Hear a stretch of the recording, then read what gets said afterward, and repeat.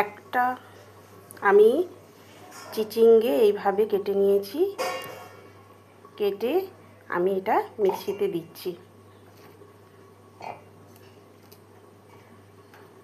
এর সঙ্গে আমি দুটো কাঁচা লঙ্কা দিচ্ছি এবং একটু আদা কুচি দিচ্ছি।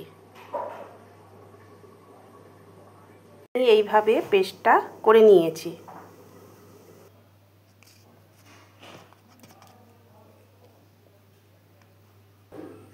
সামান্য হলুদ দেওয়ার পর সিদ্ধ করা একটা আলু এর মধ্যে আমি দিয়ে দিলাম।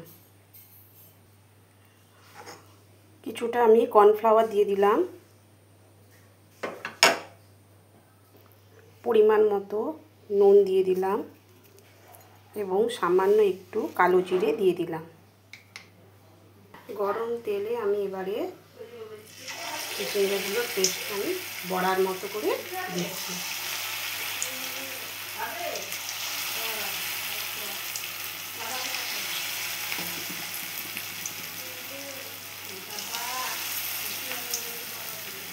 আমি মিক্সির মধ্যে একটা টমেটো, দুটো কাঁচা লঙ্কা, একটু আদা দিলাম।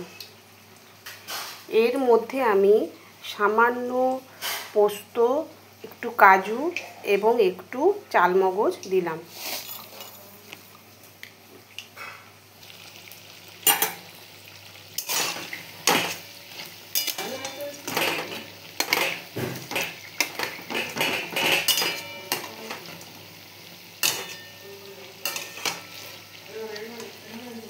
এইভাবে আমি বড়াগুলো একটু উলটপালট করে ভেজে নেব।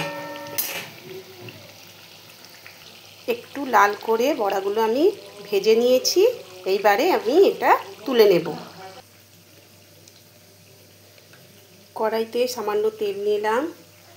এর মধ্যে আমি দুটো শুকনো লঙ্কা দিলাম এবং সামান্য পরিমাণ জিরে দিলাম।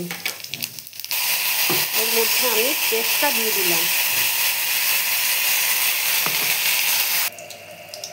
এর মধ্যে আমি একটু হলুদ দিয়েছি, একটু জিরে গুঁড়ো দিলাম, একটু ধনে গুঁড়ো দিলাম, একটু লঙ্কা গুঁড়ো দিলাম এবং সামান্য একটু কস্তুরি মেথি দিলাম। পরিমাণ মতো নুন দিলাম। আমার মশলাটা ভাজা হয়ে গেছে।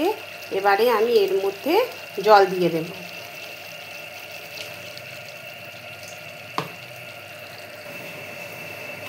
এরপর আমি বড়াগুলো এর মধ্যে দিয়ে দিলাম। এর মধ্যে আমি সামান্য চিনি ও একটু ঘি দিয়ে দিলাম।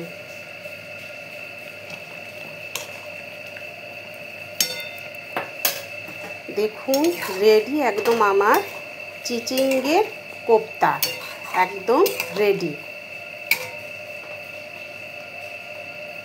এইভাবে আপনারা বাড়িতেও একবার ট্রাই করতে পারেন।